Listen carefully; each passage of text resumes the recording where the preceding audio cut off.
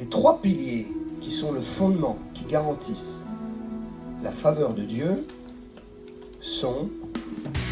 Restez connectés pour écouter cette prédication du pasteur Daniel Vindigny. L'évangile en France, c'est possible. Ce programme vous est proposé grâce au soutien des partenaires du ministère Salut pour le Monde et des abonnés de la chaîne YouTube du pasteur Daniel Vindigny. Nous devons grandir et affronter le monde. Nous devons grandir et devenir des adultes afin de remplir notre fonction. Un enfant ne peut pas remplir la fonction. Mais nous tous, en grandissant, nous comprenons que Dieu nous a créés pour un but et une fonction, pour accomplir quelque chose. Il faut que tu accomplisses ce pourquoi Dieu t'a créé. Vous savez, il y a deux formes de puissance. Dieu utilise deux formes de puissance pour nous bénir. Il y a la forme de puissance qui atteint notre corps, qui choque notre être, la puissance visible, la puissance qui occasionne une manifestation visible. Et puis, il y a la puissance de la parole de Dieu qui est aussi puissante et qui opère une transformation dans l'âme, dans la conscience et dans le cœur. Paul disait qu'il prêchait, mais que son but était la manifestation de la puissance. Il vient, dit-il, pour manifester la puissance. Deux possibilités de manifester la puissance. Soit l'esprit nous saisit, nous guérissons les malades, les démons sont chassés avec violence, et nous voyons une puissance visible. Ça, c'est une première voie. Il faut expérimenter cela.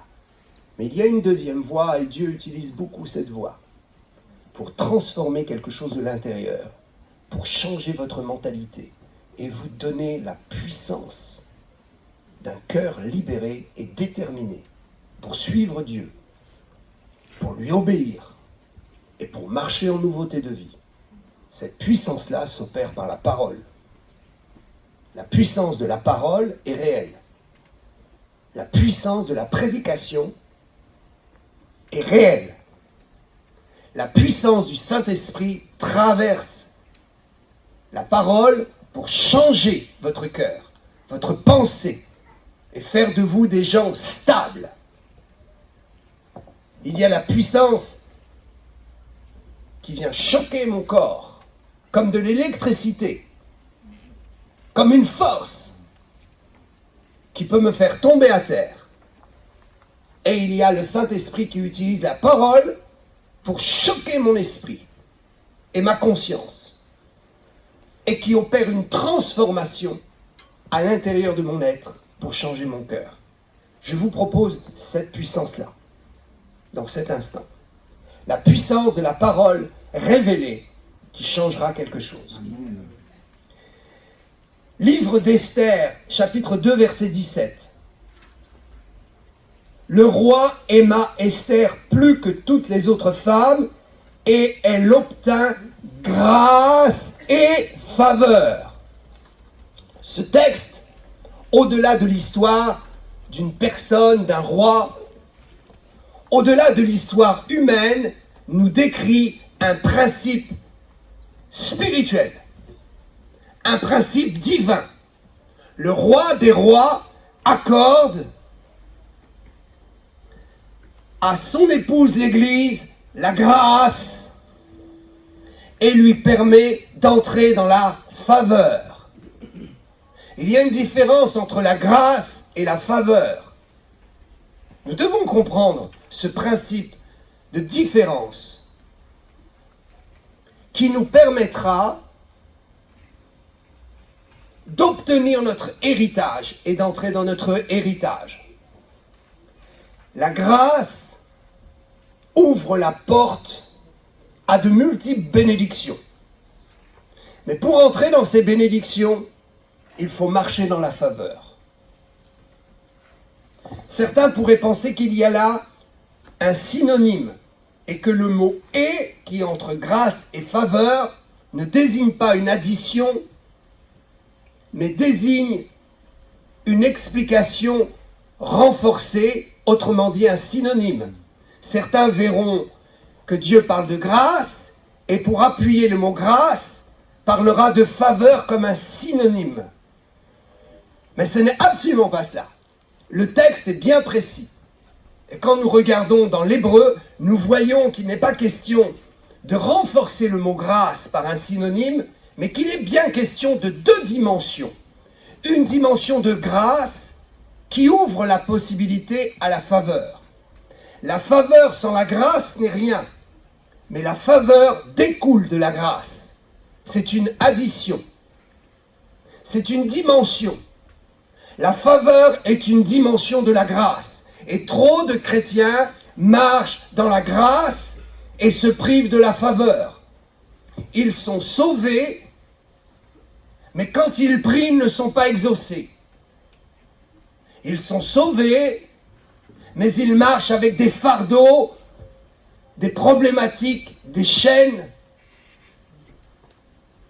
Et ils sont fatigués de vivre. Pourtant, ils sont sauvés. Ils sont sous la grâce du salut. Mais leur vie est encombrée de tellement de choses, ils ne peuvent pas entrer dans l'héritage de Dieu. Il faut comprendre la différence entre la grâce et la faveur. Je voudrais vous proposer deux textes dans le Nouveau Testament. Tite, chapitre 3, verset 7. Ce texte nous parle du salut et nous dit que nous sommes justifiés par sa grâce afin de devenir héritiers de la vie éternelle. Héritier de quoi? De la vie éternelle. La grâce vous rend automatiquement héritier de la vie éternelle. La grâce est pour tous. Que tu fasses ou que tu ne fasses pas, que tu obéisses ou que tu n'obéisses pas, n'en déplaise aux religieux sectaires. Je veux renverser les autels de religion sectaire et d'extrémisme. La Bible est formelle. Le don de la grâce ne fait exception de personne. Quand tu as reçu le salut, tu obtiens l'héritage de la vie éternelle. Et quoi que tu fasses, cela ne changera rien au mandat de l'autel de la croix et à la puissance du sang de Jésus. Dieu ne veut pas diminuer la puissance du sang de Jésus par tes efforts. Tes efforts ne peuvent pas garantir le salut. C'est la foi dans le nom de Jésus et dans son sacrifice pour toi. Dieu est juste. Toi et moi, nous ne pouvons pas nous sauver. Toi et moi, nous sommes des pécheurs. J'aime beaucoup T.B. Joshua lorsqu'il dit « Vous et moi, nous sommes des pécheurs incapables de faire le bien. Nous sommes incapables d'être honnêtes, incapables d'aimer. Seul le Saint-Esprit nous le permet. Je ne suis pas plus que vous, vous n'êtes pas plus que moi.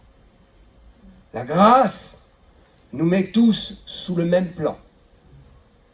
Et personne ne pourra arriver au ciel en disant « Moi, j'ai gagné mon salut. » Lui, il a été en enfer parce qu'il ne s'est pas sanctifié comme il fallait. Quelle horreur! Quelle injustice! Quelle injustice! Ce serait de la part de Dieu de donner la possibilité de se sauver soi-même. Les faibles n'auraient aucune chance.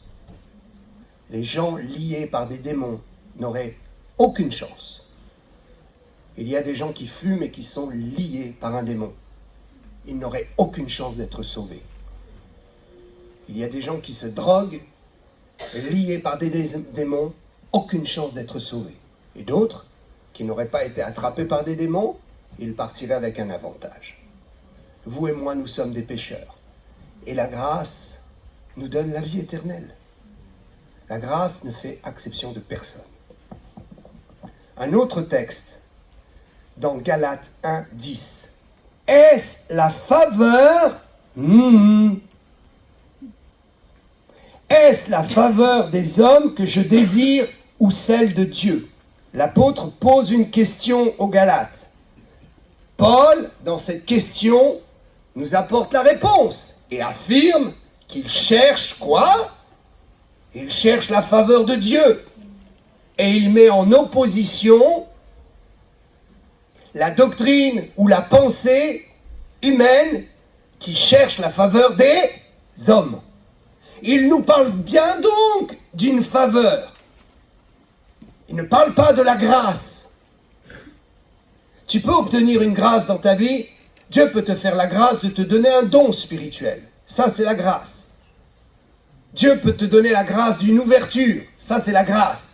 Maintenant, que vas-tu faire de cette grâce? C'est la question. Soit tu vas marcher dans cette grâce avec la faveur de Dieu et avec le Saint-Esprit, soit tu marcheras dans cette grâce sans faveur supplémentaire. Nous devons amplifier les grâces que Dieu nous fait en travaillant à élever notre grâce, à amplifier notre grâce par la faveur. Il dira, est-ce la faveur des hommes ou de Dieu? Si je plaisais encore aux hommes, je ne serais pas serviteur de Christ. Paul est en train d'expliquer qu'il y a une clé pour obtenir la faveur. Vous devez plaire à Dieu. Vous ne devez pas vous sanctifier pour obtenir le ciel. Vous devez marcher en nouveauté de vie pour plaire à Dieu. Certains disent qu'il faut marcher en nouveauté de vie et se sanctifier pour ne pas perdre son salut. Ce n'est pas ce que la Bible dit. Paul ne dit pas cela. Paul dit qu'il cherche à plaire à Dieu à cause de la grâce. Vous avez un potentiel pour plaire à votre roi. Vous, épouse de Jésus-Christ. Moi, épouse de Jésus-Christ. Dans l'Église, l'Église a le potentiel de plaire à Dieu. Dieu n'est pas un robot. Dieu a des sentiments. Il éprouve des sensations. C'est ce qui démontre que le Saint-Esprit est une personne. Le Saint-Esprit pense, décide, éprouve des émotions et peut donner plus de faveur à quelqu'un. Le Saint-Esprit peut être plus proche de quelqu'un et travailler plus avec quelqu'un. La Bible nous dit dans le livre des Corinthiens que les dons spirituels sont distribués selon la volonté de l'Esprit. Pourquoi est-ce que l'Esprit voudrait plus distribuer ici que là-bas? Parce que ici, on a ouvert la porte de la faveur. Paul donne une clé et je vais y revenir. Le service donne la faveur. Alléluia. Le service va changer le cours de ton histoire. Le service va te permettre de faire une percée spirituelle. Le service va te permettre d'être élevé en dignité. Nous ne servons pas, écoutez bien, nous ne servons pas parce que nous avons un titre. Nous servons parce que l'Esprit de Dieu atteste à notre esprit que nous sommes enfants de Dieu et par là même, selon le livre de l'Apocalypse de Jean, nous sommes devenus sacrificateurs pour Dieu. Nous sommes un royaume de sacrificateurs. Nous servons tous l'Éternel. Par le fait de la grâce, de la vie éternelle et du salut, nous sommes des sacrificateurs. Et nous avons le statut de sacrificateur. Ne cherchez donc pas un titre. Certains disent, si je ne suis pas diacre, ancien ou homme de Dieu, ou servante de l'Éternel, je ne pourrai pas servir Dieu. Il y a des gens qui attendent, pour servir Dieu, d'obtenir un titre. Ils font fausse route. Il y a des gens qui serviront Dieu uniquement parce qu'ils ont obtenu un titre. Si vous cherchez la faveur des hommes, vous attendrez un titre pour servir Dieu. Quoi ? Paul dit, je ne cherche pas la faveur des hommes. Il est évident que si vous raisonnez pour plaire aux hommes, vous chercherez un titre pour fonctionner. Parce que les hommes aiment les titres. Quoi ? Les hommes aiment les titres. Je suis toujours très choqué. Certains utilisent le titre d'apôtre. My God. J'ai marché pendant longtemps avec le pasteur Bénigne et je le suis toujours. Il est mon père spirituel. J'ai vu cet homme rassembler des foules incroyables. J'ai vu cet homme faire descendre la puissance de l'esprit, déchirer le ciel et faire descendre la faveur pour les hommes, remplir des stades entiers dans la présence de Dieu. Et on l'appelle pasteur. Et d'autres veulent arracher le titre d'apôtre. Ils seront bien confus quand ils arriveront au ciel. Ne cherchez pas les titres. Restez dans la simplicité. Le grand révérend Kenneth Hagin. J'ai vu des vidéos. Simplement, l'orateur disait, nous allons accueillir l'apôtre, le grand prophète. Non, nous allons accueillir le frère Hagin. La simplicité. Ce n'est pas le titre qui fait ta puissance. C'est la faveur de Dieu sur ta vie qui fera la puissance. Et crois-moi que quand tu arriveras au ciel, le titre te sera donné sans que tu n'aies besoin de le demander. Amen. Alléluia. Je voudrais vous dire une bonne chose. J'ai suffisamment sondé les Écritures. Méditez, méditez. Des heures durant. Car c'est mon appel. Dieu m'a appelé à quoi ? À méditer la parole pour vous la prêcher afin que la puissance de la révélation transforme vos vies. Fasse de vous des gens spirituels, des gens forts, des gens qui obtiennent la grâce surabondante, qui obtiennent la faveur de Dieu pour marcher dans l'héritage, non plus de la vie éternelle qui est obtenue dans l'héritage qui découle du fait que vous êtes enfant de Dieu. J'ai suffisamment sondé les Écritures. Et je peux vous dire que ce qui attire la faveur, et que le principe de la faveur est réel, ce qui attire la faveur, je vais citer. C'est la sanctification. La sanctification. La loyauté. La persévérance. Le jeûne et la prière. Je cite les choses fondamentales. De ces choses peuvent se raccrocher d'autres choses. Mais maintenant, je vais citer les 3 piliers. Ok ? Les 3 piliers qui sont le fondement, qui garantissent la faveur de Dieu, sont l'amour, un cœur pur et le service pour Dieu. Dites avec moi, l'amour, un cœur pur et le service pour Dieu. J'explique donc que ce qui va garantir la faveur de Dieu pour nous, premièrement, c'est l'amour. Je ne prêcherai pas sur l'amour aujourd'hui, mais il faut aimer. Il faut aimer, cela va garantir que Dieu va déverser sur vous et va être prompt à déverser. Cultiver l'amour donner le parfum de l'amour et le Saint-Esprit sera attiré. Le Saint-Esprit est attiré. Nous, humains, nous pouvons être attirés par certaines choses. Les belles choses m'attirent. Les mauvaises odeurs, les maisons mal rangées. Invitez-moi à manger et servez-moi à manger dans une assiette mal lavée avec des fourchettes ou couteaux mal lavés ou un verre qui ne sera pas propre, je ne serai pas attiré. Vous n'aurez pas ma faveur et je ne reviendrai pas. Je crois que Dieu travaille dans l'ordre, la propreté. Tout ce qui est désordre, saleté et mauvaise odeur appartient aux démons.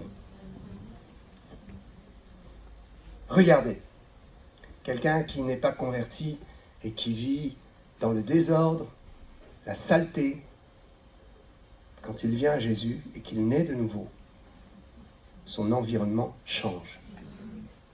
Le Saint-Esprit est attiré quand vous dégagez l'amour. C'est une très bonne odeur. Oh, êtes-vous capable? Est-ce que je suis capable d'aimer quelqu'un qui ne prie pas le même Dieu que moi? Quelqu'un qui n'est pas dans la même église que moi? Quelqu'un qui n'a pas la révélation que j'ai? Paul dira dans 1 Corinthiens 13, je peux avoir toute la connaissance. Si je n'aime pas, je suis disqualifié. Moi qui ai de la connaissance, suis-je capable d'aimer quelqu'un qui ne croit pas au même Dieu que moi? Juste l'aimer parce qu'il est un humain comme moi. Et juste parce que Dieu l'aime. Sommes-nous capables d'aimer un mendiant, quelqu'un de mauvaise vie? Sommes-nous capables de tenir notre langue et d'aimer tous les serviteurs de Dieu et les servantes de Dieu? Êtes-vous capable, même si vous ne croyez pas dans le ministère de la femme, de respecter et d'aimer les servantes de Dieu qui se lèvent? L'amour nous permet de renverser toutes les barrières et déstabilise absolument, retire toutes les armes que le diable peut avoir contre l'humain. Il faut aimer, cela attire le Saint-Esprit. Il faut un cœur pur, cela attire le Saint-Esprit. Mais une voie par excellence que je veux vous montrer, dont l'apôtre Paul a lancé un flash lorsqu'il dit « Si je plaisais aux hommes, je ne serais pas serviteur de Dieu. Pour plaire à Dieu, je suis serviteur, non pas des hommes, mais de Dieu. Je suis serviteur. » Le service est un des 3 piliers qui attirent la faveur de Dieu sur vous. Celui qui ne sert pas Dieu ne peut pas obtenir de faveur. Il aura la grâce du salut et il va se battre et dire « Dieu, pourquoi tu ne réponds pas à mes prières? Dieu, pourquoi tu ne réponds pas ?» Et Dieu dira « Moi, j'ai envie de te bénir, mais toi, tu ne sers pas ma maison. » Attirer la faveur sur soi, c'est réjouir le cœur de celui dont on veut la faveur. Amen. Ne confondons pas, Dieu ne fait pas d'acception. Il ne t'aime pas plus ou moins qu'un autre. Mais son héritage est à la disposition de ceux qui touchent son cœur et qui lui plaisent. Car Dieu ne confie pas ses biens à n'importe qui. Dieu ne confie pas l'intimité de son esprit à n'importe qui. Et il y a des chrétiens qui n'obtiennent pas l'intimité avec le Saint-Esprit parce qu'ils ne sauraient pas plaire à Dieu. Ils sont contre la grâce, contre la démarche du fonctionnement de l'Esprit. Et l'Esprit n'a pas envie de leur donner faveur. Souvenez-vous, Jésus est mort à la croix, il vous pardonnera tous vos péchés. Mais le Saint-Esprit n'a pas été envoyé pour mourir à la croix pour vous. Le Saint-Esprit n'est pas venu dans un corps de chair pour la grâce et mourir à la croix et verser le sang de la rédemption. Le Saint-Esprit s'est détaché de Jésus. Jésus était seul à la croix. Et le Saint-Esprit n'a jamais eu pour mission de mourir et de vous donner la vie éternelle. Mais le Saint-Esprit a pour mission d'activer l'œuvre de Jésus, l'œuvre de la croix, Et le Saint-Esprit a pour mission de donner à qui l'attire. Il y a des gens qui divorcent. Et quand ils divorcent, vous pouvez entendre des choses surprenantes. J'ai quitté mon mari. Mais pourquoi?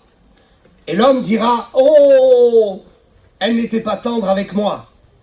Elle n'était pas gentille avec moi. Et la femme dira, oui, c'est vrai.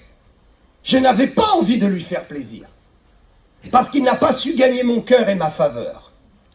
Il faut savoir gagner la faveur des autres. Si vous ne gagnez pas la faveur du pasteur, si vous ne travaillez pas pour l'œuvre de Dieu, si vous n'honorez pas son travail, ne vous plaignez pas de ne pas pouvoir l'approcher.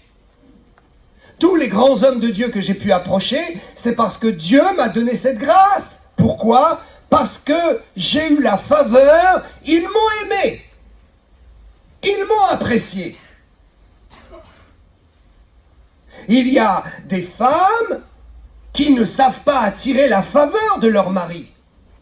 Parce qu'un homme qui rentre du travail et qui est fatigué a besoin de paix dans sa maison, de sécurité. Il n'a pas besoin qu'on lui demande de faire la liste de tout ce qu'il a fait dans la journée et de remettre sur ses épaules un fardeau dont il voudrait bien se dégager. Il voudrait juste parler s'il a envie de parler. Il a juste envie de trouver une femme qui s'occupe de lui, qui lui donne de la douceur, qui lui donne des choses qui sont féminines. Mais si elle ne le donne pas, l'homme n'aura pas envie de donner sa faveur. L'homme n'aura pas envie de donner sa faveur. Ce sont des choses réelles. Pourquoi la Bible dit qu'il faut servir son patron comme servant Dieu? Oh, certainement pour plusieurs choses, mais aussi pour une chose essentielle.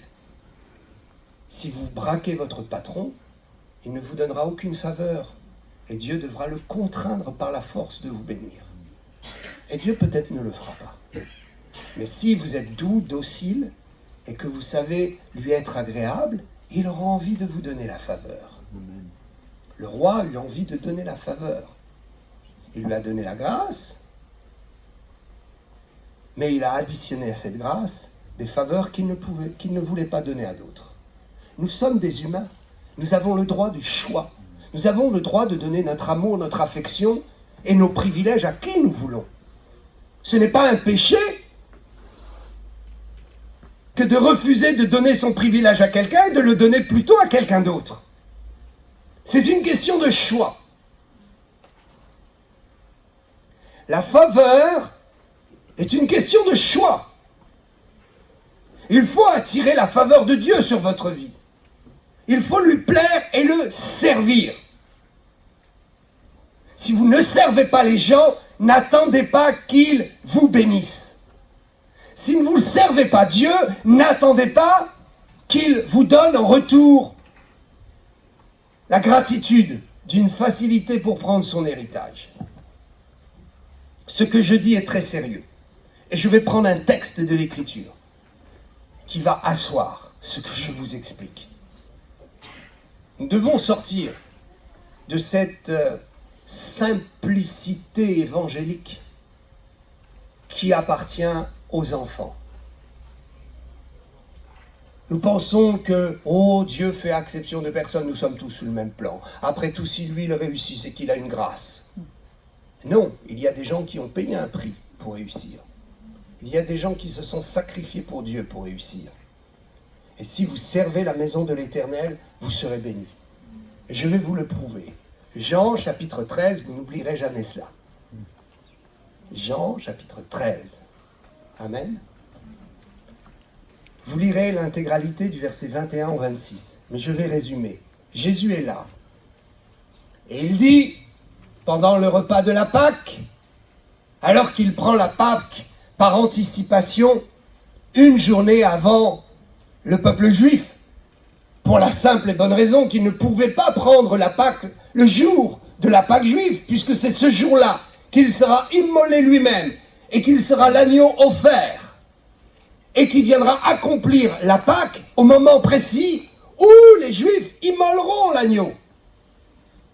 Donc il prendra la Pâque par anticipation. Et ce soir-là à table, oh, il dit, l'un de vous me livrera. C'est un secret, c'est étrange. Que se passe-t-il? Regardez bien. Un des disciples, verset 23, celui que Jésus aimait, était couché sur le sein de Jésus.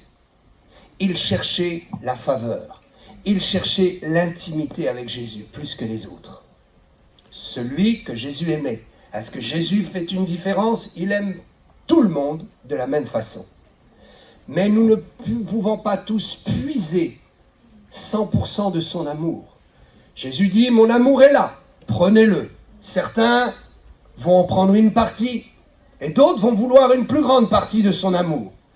C'est donc en ce sens où Jésus dit en fait, ce disciple, j'ai pu vraiment déverser tout mon amour puisqu'il en a voulu, il l'a cherché, il est rentré dans mon intimité.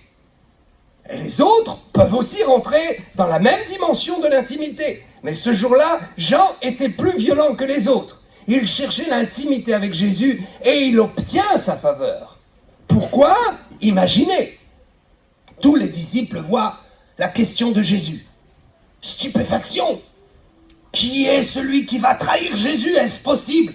Je suis chrétien, je suis certain d'aimer Jésus et j'apprends que je vais le trahir. Est-ce moi? Alors à ce moment-là, Simon-Pierre, qui est toujours plus malin que les autres, plus futé, qui est toujours plus entier, dit « Ah, j'ai compris. Il y en a un parmi les 12 qui a la faveur. Si moi je demande à Jésus, je ne suis pas certain qu'il va me répondre. Mais lui, le petit là, qui a mis sa tête sur son épaule, je sais que si lui demande, Jésus ne lui refusera pas la réponse. Alors Simon-Pierre va s'adresser, « Hé Jean, demande-lui toi. » Parfois on vient voir un serviteur de Dieu, on dit hey, « J'ai prié, ça ne marche pas. Demande-toi à Jésus. » Et ça marche. Pourquoi? Est-ce que lui, il a plus la faveur que toi? Il a plus l'onction que toi? Juste, il est plus dans l'intimité. Et il obtient plus. C'est une réalité. Cessons de nous voiler la face. Cessons d'être des hypocrites. Cessons d'être des religieux. Acceptons de briser un peu le voile, l'étau qui est sur nous. Acceptons de reconnaître que nous ne sommes pas des robots et qu'il y a des principes dans le royaume de Dieu. Dieu est le Dieu qui respecte le protocole de son royaume. Dieu est un Dieu qui respecte tous les aspects de son alliance. Dieu fonctionne d'une certaine façon. Et que vous le vouliez ou non, c'est comme ça que Dieu fonctionne. Moi, je demande quelque chose à Dieu, je ne l'obtiens pas. Alors je vais voir quelqu'un, je sais que s'il lui le demande, il va obtenir. Et Jean, évidemment que Jean allait obtenir. Jésus, tu peux me dire à moi? Oui, je vais dire. Et je vais même dire pour que les autres entendent. Parce que je t'aime tellement, Jean. Je sais que ça te ferait plaisir. Qu'ils entendent tous. La faveur bouleversera ton cheminement spirituel. Donc, je prouve que la faveur est une notion biblique. Et maintenant, je vous prouve que le service est un moyen d'obtenir la faveur. Servez Dieu et arrêtez de vous servir vous-même. Arrêtez de construire votre univers. Votre royaume va s'écrouler un jour. Savez-vous que ce que vous construisez va s'écrouler un jour? Et il ne restera que ce que vous avez fait pour Dieu et votre prochain. Il ne restera que ce que vous avez bâti pour purifier votre cœur, pour aimer l'autre et pour servir Dieu. Seules ces choses demeureront. Vous voulez de l'argent? Vous voulez bâtir votre univers et vous ne vous inquiétez pas de la maison de Dieu? Mauvais choix. Très mauvais choix. 2 Chroniques 15, 17. Tout le chapitre 15 de 2 Chroniques est absolument important pour comprendre ce principe du service est ce que le service apporte.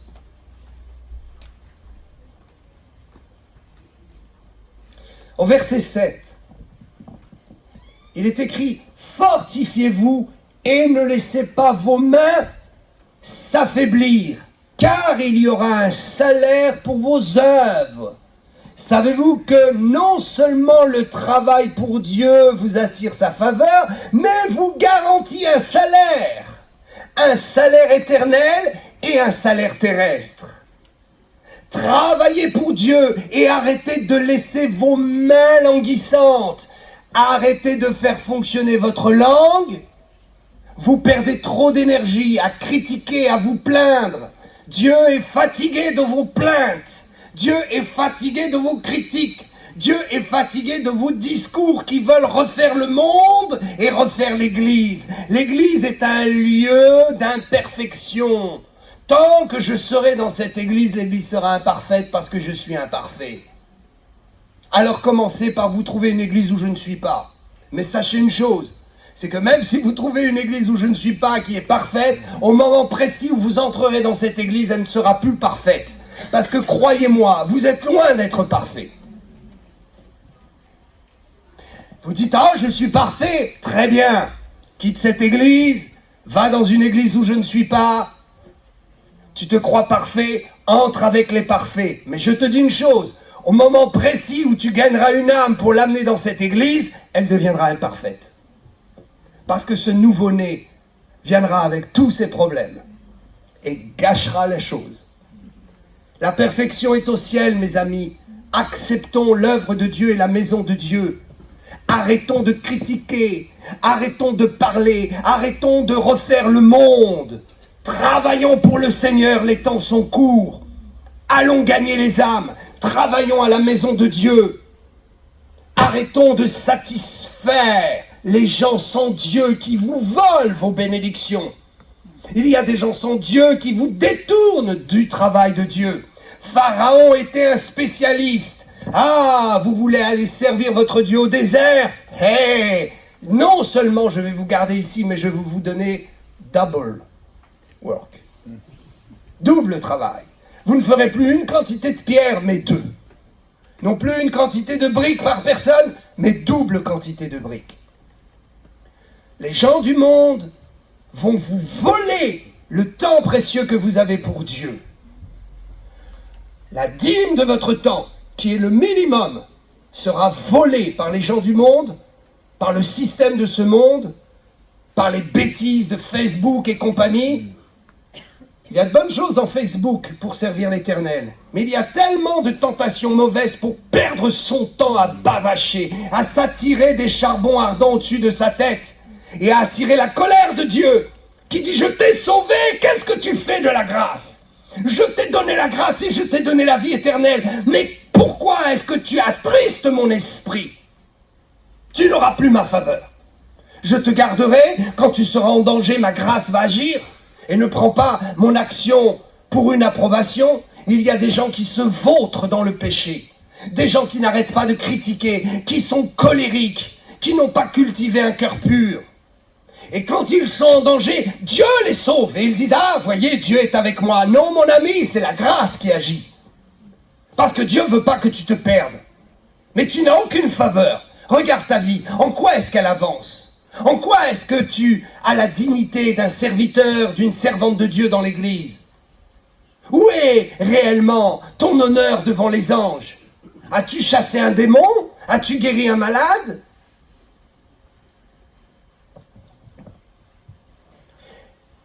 Que vos mains ne s'affaiblissent pas, car il y aura un salaire, c'est la promesse. Au verset 8, le roi Asa, troisième roi de la lignée de Juda, après la division du royaume. Le roi Asa fit disparaître les abominations du pays et rétablit le culte. Asa a compris, il faut attirer la faveur de Dieu. Il est touché par ce message. Que vos mains se mettent en action. Faites quelque chose pour l'Éternel. La première chose qui lui vient à l'esprit, on débarrasse tous nos fétiches et on construit l'œuvre de Dieu.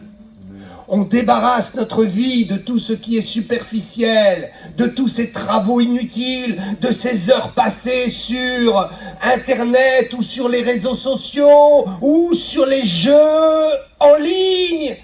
Tout ce temps inutile perdu, on le sacrifie sur l'autel. Et on dit maintenant, je vais bâtir la maison de Dieu. Amen.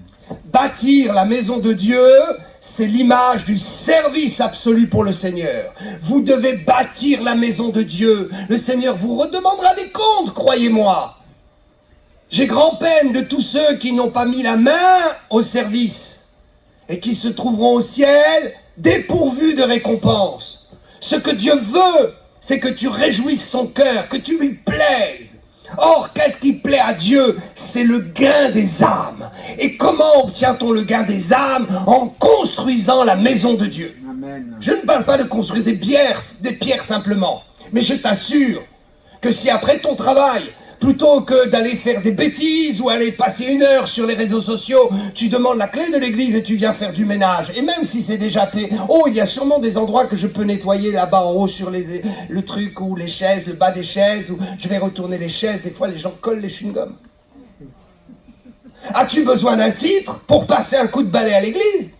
As-tu besoin d'un titre pour faire des travaux informatiques? Votre pasteur est fatigué de passer du temps dans les travaux informatiques pour construire l'œuvre de Dieu. N'y a-t-il pas quelqu'un qui puisse arrêter de parler, et qui dise « J'ai compris, je suis fatigué. Je suis fatigué de souffrir. Je suis fatigué de porter mes peines. Je vais arrêter de me plaindre et je vais servir Dieu. Je vais apprendre comment on sert de Word, Excel. Je vais m'acheter un ordinateur, je vais apprendre, je vais me foxer. Et je vais le faire. »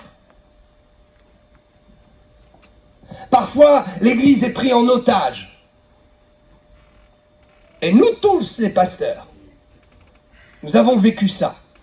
Le peuple de Dieu ne sert pas. Alors nous trouvons quelqu'un qui sert, mais qui va s'occuper des choses administratives, informatiques. Et cette personne nous prend en otage. Elle fait ce qu'elle veut, quand elle veut. Et si vous lui dites un mot, elle quitte l'Église. Et vous êtes très embarrassés. Ils nous prennent en otage. Il y a des gens qui ne donnent pas leurs dîmes. Et d'autres donnent des grosses dîmes. Et nous sommes pris en otage. Si vous faites une réflexion, que vous entraînez ces gens vers la réalité de leurs problèmes, ils claquent la porte et vous perdez la dîme et c'est un problème. Libérez-nous. Qu'il y ait une multitude de gens qui donnent. Qu'il y ait une multitude de gens qui servent. Ainsi, ceux qui servent sans vouloir se conformer aux règles du royaume des cieux, n'auront qu'à partir. Mais nous aurons toujours des gens pour servir. Vous comprenez la difficulté? Arrêtez d'être oisifs. Faites quelque chose pour Dieu. Mettez-vous à l'œuvre.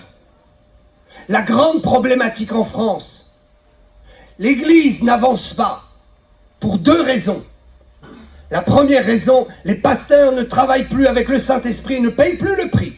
Et je n'accuse pas, c'est un fait. Si nous n'avons plus le droit de dénoncer des faits, au risque de se faire accuser d'accusateurs, alors on n'avancera jamais. Il y a des faits que nous devons dénoncer. Et ce n'est pas parce que nous les dénonçons que nous condamnons les gens. Non! Ce n'est pas parce que nous condamnons le péché que nous condamnons le pécheur. Dieu ne condamne pas le pécheur, mais il condamne le péché. Et nous condamnons des attitudes. Nous ne condamnons pas les gens. Et nous voulons que les gens soient libérés de ces attitudes. 2 problèmes. Je l'ai cité le premier. Le deuxième, les chrétiens en France ne s'engagent pas et ne travaillent pas à l'œuvre de Dieu. Ils ne construisent pas la maison de Dieu. Ils veulent des titres, des reconnaissances pour ça. Et si vous ne leur donnez pas, ils quittent l'église et ils fuient. Dieu va demander les comptes. Il faut vous ressaisir. 2 Chroniques 15 nous parle d'un réveil. Il y a un réveil spirituel qui est descendu qui fut extraordinaire. Un réveil extraordinaire qui a donné opportunité aux gens de servir.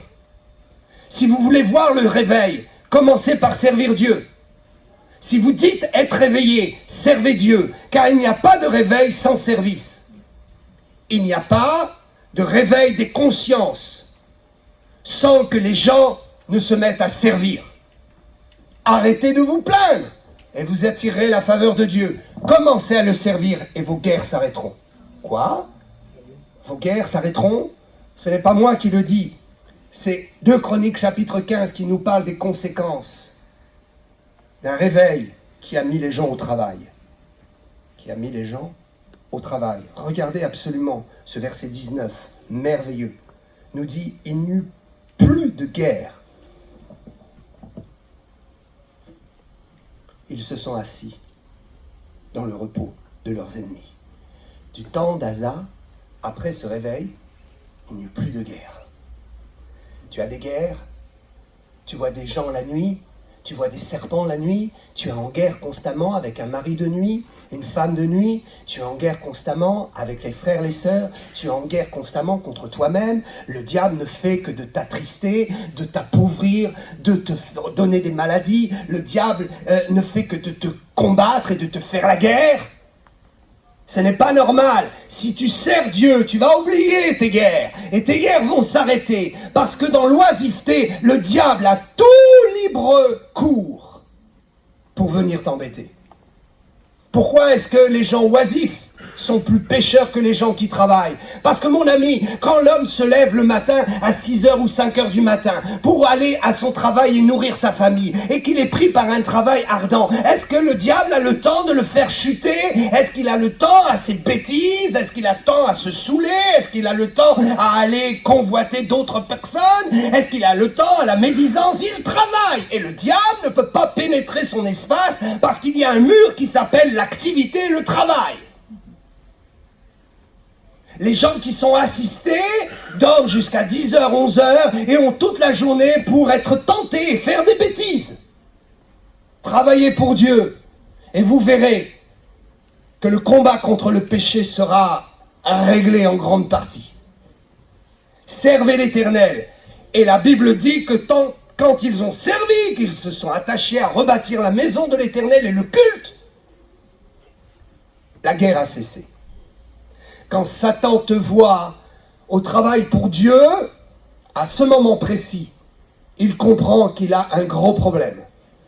Parce que dans l'activité, tu n'auras plus le temps de te plaindre. Il ne pourra plus t'atteindre. Et en rebâtissant la maison de Dieu, c'est une forteresse qui sera terrible contre lui. L'Église est affaiblie en France. Il faut reconstruire la maison de Dieu. Il faut reconstruire le culte en France. Il faut reconstruire le culte chrétien en France. Il faut travailler, donner des prospectus, évangéliser, aller voir les maires, aller voir les conseillers régionaux. Il faut voir les personnes décisionnaires. Il faut dire aujourd'hui, je ferai quelque chose pour rebâtir la maison de Dieu. Je ne laisserai pas juste les hommes de Dieu se battre tout seuls. Je ne laisserai pas les héros se fatiguer. Les chrétiens viennent et ils mettent les hommes de Dieu sous perfusion. Non, pas pour leur donner du sérum, pas pour leur donner des vitamines, pour planter une aiguille et tirer leur sang. Et quand ils ont bien tiré et pompé le sang dans l'énergie, ils disent « Oh, va te reposer, reviens vite, on a encore besoin de ton énergie et de ton sang. » Mais que faites-vous pour Dieu? Allez-vous épuiser les héros de la foi jusqu'à quand? Allez-vous épuiser ceux qui se lèvent pour l'Éternel? Nous avons des femmes qui sont des guerrières ici. Jusqu'à quand vont-ils s'épuiser? Elles ont besoin d'une équipe. Elles ont besoin de vous. Elles ont besoin que vous leur portiez la manette, que vous les serviez. Parce qu'en les servant, vous servez l'Éternel, vous servez le culte. Vous les encouragez. En encourageant un serviteur de Dieu, un homme de Dieu ou une servante de l'Éternel, que faites-vous? Vous travaillez à bâtir le culte chrétien dans ce pays. Parce que vous encouragez quelqu'un qui va se battre et qui va porter l'étendard de la foi. Nous devons tous travailler, nous mettre ensemble. Nous devons tous nous lever, trouver quelque chose à faire. Que ta main trouve quelque chose à faire. Et arrête de dire qu'il te faut des moyens. Regarde ce que tu as dans la main. Dieu t'a déjà donné. Avec ce que tu as, travaille. Pharaon, dans le livre de l'Exode, a dit, je suis fatigué. Vous voulez servir Dieu, allez-y. Mais je tiens en otage tous vos bœufs, vos biens, parce que je veux être sûr que vous reveniez chez moi. C'est une tentation diabolique de dire non, non, mon argent, je ne touche pas. Si tu veux que je serve Dieu, combien tu me payes? Satan te dit, oh, va servir Dieu, mais laisse tous tes biens et ne sers pas Dieu avec tes biens. C'est une tentation diabolique. Dieu dit, prends ce que tu as et commence à servir Dieu. Il y a des partages d'espoir. Vous allez être dans une période de vacances. Si vous êtes loin de Rouen en vacances, allez visiter des églises. Ne restez pas le dimanche dans votre camping ou votre location. Prenez 2 heures pour aller visiter une église et profitez de voir d'autres tendances, voir d'autres cultes, voir comment d'autres gens qui ont le même Seigneur que vous et le même esprit adorent Dieu. Et prenez avec vous 50, 100 partages d'espoir. Vous les achetez avec vos biens. Vous allez et vous dites, dans l'église que je vais visiter, je vais construire l'œuvre de Dieu. Je vais construire la maison de Dieu. Je vais donner ça au pasteur. Ou peut-être, s'il me le permet, je vais donner à des chrétiens pour qu'ils évangélisent pour leur église. Mon ami, plus les églises grossiront, plus nous aurons du poids dans ce pays. Travailler à construire la maison de Dieu ne veut pas dire construis ton petit clocher, mais trouve tous les moyens pour faire avancer l'évangile dans ce pays. L'évangile en France, c'est possible. La première religion en France, le christianisme, c'est possible. Avant que nous ne soyons envahis par d'autres philosophies. Retrouvons nos racines. Sauvons les âmes. Allons dans notre vocation. Et il n'y aura plus de guerre pour nous. Nous serons en repos pour servir l'Éternel. Ils sont partis dans le désert et ils ont dit, Pharaon, tu ne nous auras pas. Non seulement nous allons récupérer nos bœufs, nos biens, parce que nous allons prendre nos biens pour servir Dieu, mais en plus nous allons prendre les tiens. Ils ont pillé l'Égypte et ils sont partis dans le repos, dans le désert, pour servir l'Éternel et construire le tabernacle. Alléluia. Trouve quelque chose à faire et arrête d'être si orgueilleux pour penser que tu es trop élevé pour essuyer les bancs de l'église. Oh non, toi tu es quelqu'un, tu ne vas pas t'abaisser à ça. Oh, tu ne vas pas servir à la garderie, oh non, toi tu es en formation, les enfants, non, non, moi j'ai une autre valeur. Mes amis, nous ne sommes rien, nous ne sommes que des serviteurs inutiles. Et chaque fois que nous servons Dieu, nous devenons utiles. Et si Dieu ne t'utilise pas, à ta grande honte, il utilisera quelqu'un d'autre. Mets ce que tu as à la disposition de l'œuvre de Dieu. Tu es chef d'entreprise, tu es intelligent dans certains domaines, tu as des compétences dans certains domaines, alors utilise-les. N'oublie pas, il y a une différence entre les talents et les dons. J'ai prêché sur ces choses, n'est-ce pas? Mets à la disposition de Dieu tes talents et fais avancer l'évangile, tu en seras fier. Un jour tu te lèveras, au jour de la grande rédemption, tu te lèveras parmi les millions de sauvés et la lumière de Dieu éclairera ton visage et les anges feront révérence devant toi et Dieu te dira, oh bon et fidèle serviteur. Il ne te dira pas bon et fidèle sauvé, ça c'est sa part à lui. Il te dira, ouh, toi tu m'as servi. Le bonheur de servir. Job 36, 11. Le service donne le bonheur et la joie. S'ils écoutent, je voudrais faire une rectification à la traduction Louis II. S'ils écoutent et se soumettent.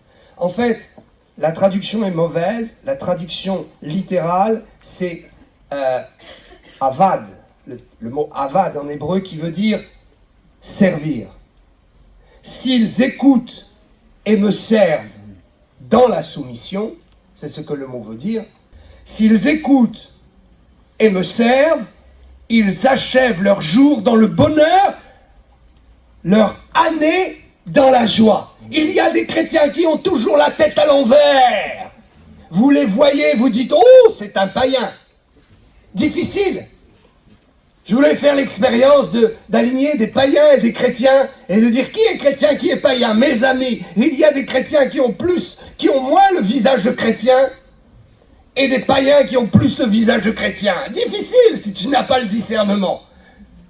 Il y a des chrétiens qui sont tristes. Oh, le diable me poursuit la nuit. Oh. Tu te couches et tu as des angoisses. Tu n'as rien fichu pour Dieu de ta journée. Le Saint-Esprit est contrarié. Et la nuit, les démons te courent après. Imagine Jésus qui dort et le diable lui court après. Peux-tu imaginer ça? Est-ce que tu peux imaginer que Jésus va se coucher et le diable va lui courir après? C'est lui qui va courir après le diable dans son sommeil. C'est toi qui vas courir après lui. La guerre a cessé du temps d'Asa. Il est temps que le diable ne te fasse plus la guerre. C'est toi qui vas le poursuivre. Il va être très terrorisé. Tu vas dire, laisse-moi, je sers l'Éternel, et gare à toi. Parce que l'Éternel est avec moi. J'ai sa faveur. Alléluia. Amen.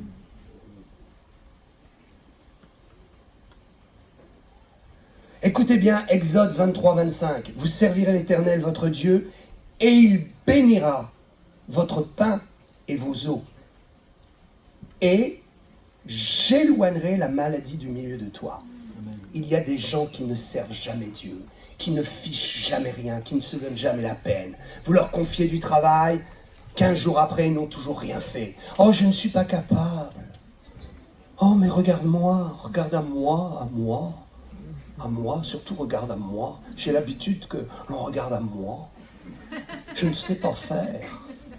Donc j'ai des excuses. Tu n'as aucune excuse, mon ami. Aujourd'hui, il y a des tutoriels sur Internet. J'ai essuyé les bancs de l'église. Et j'ai fait tout l'administratif de l'église, la communication depuis des années. Je ne savais pas me servir de Word, Excel, Photoshop. J'étais ignorant. J'ai pris des heures pour apprendre. Et aujourd'hui, je fais même la communication de mes enfants spirituels. Je leur fais leur logo, je les aide à faire leur courrier. Est-ce que vous croyez que j'étais qualifié au départ? Non. J'étais un petit bourricot. Arrêtons de nous prendre au sérieux. Apprenons. Soyons des hommes, des femmes dignes. Le repos et la félicité, ce sera au ciel. Si tu veux prendre une part d'héritage de repos ici, le Seigneur te dira, hey, mon ami, tu t'es reposé là-bas en bas. Donc maintenant, le repos n'est plus le même ici. Malheur à ceux qui se reposent. Travaillez pour l'Éternel. Nous avons un grand problème en France. Les chrétiens ne s'engagent pas. Ils sont incapables de refuser un repas de famille qu'ils pourraient bien reporter. Ils sont incapables de refuser un petit plaisir parce que, oh, le soleil brille aujourd'hui, je ne veux pas rater les rayons de soleil, il faut que j'aille bronzer ou que j'aille me promener. Alors que l'église doit être construite. J'ai bien plus de jours de soleil au ciel que tous ceux que j'ai loupés sur terre pour servir Dieu. Croyez-moi. Certains me disent, tu travailles trop, tu te fatigues. J'ai bien plus d'énergie, je vous le dis.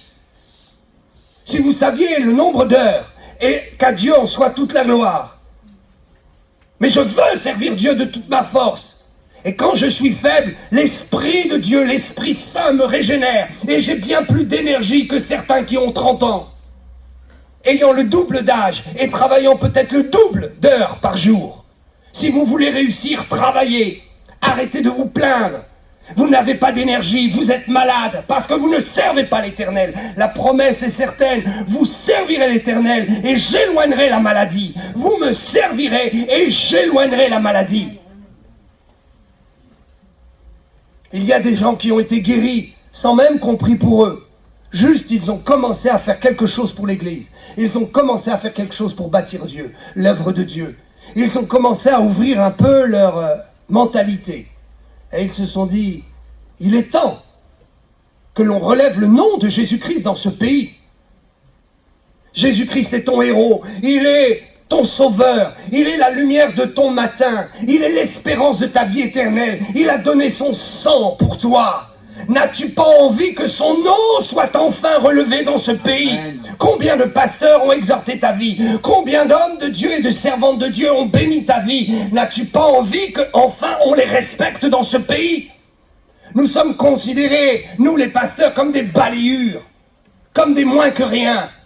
Quand nous disons que nous sommes pasteurs, c'est un problème. Quel est ton métier? Tu es pasteur? Ouf. N'as-tu pas envie que l'honneur du nom de pasteur soit relevé dans ce pays? L'honneur du nom de chrétien soit relevé dans ce pays. Sers l'Éternel et tu verras que tes maladies partiront. Tu es là, tu ne sers pas Dieu et tu t'embêtes et tu rumines dans ta tête et cela crée dans ton cœur un stress qui amène les maladies. Croyez-moi, le Saint-Esprit est celui qui veut te donner l'honneur de la faveur. Sans cet honneur. Je finirai avec Éphésiens 4:30. N'attristez pas le Saint-Esprit de Dieu, par lequel vous avez été scellés pour le jour de la rédemption. Écoutez bien, le Saint-Esprit vous a garanti le salut. Le Saint-Esprit vous a scellé. Le sceau ne peut pas être retiré. Vous croyez que Satan peut retirer le sceau? C'est fini. Seul Jésus est digne de toucher au sceau.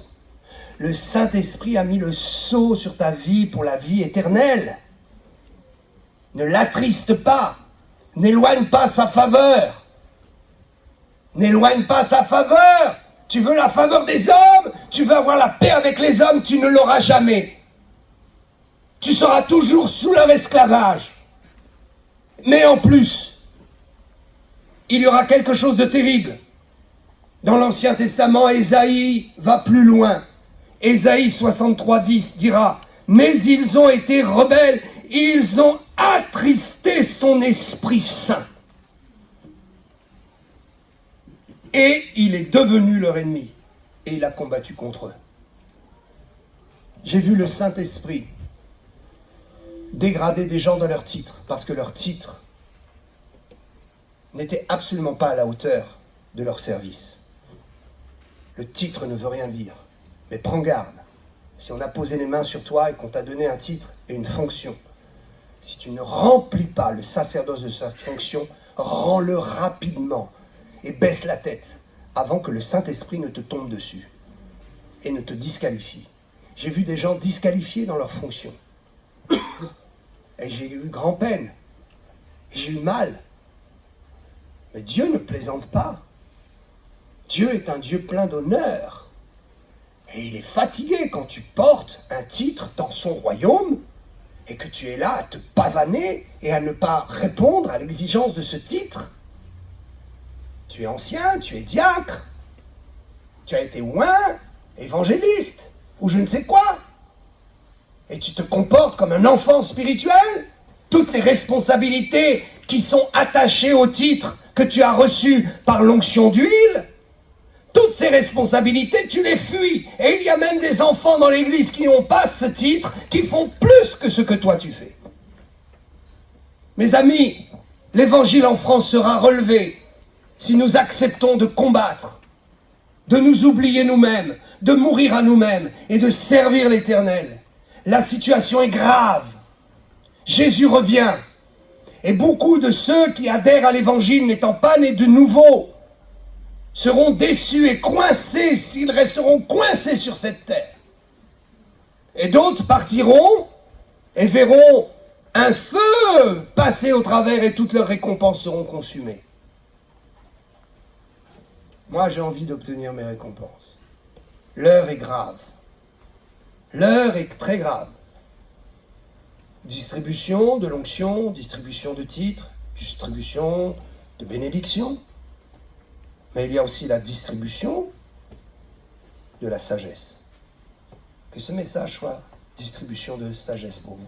Levons-nous. Alléluia. There is power in the name of Jesus.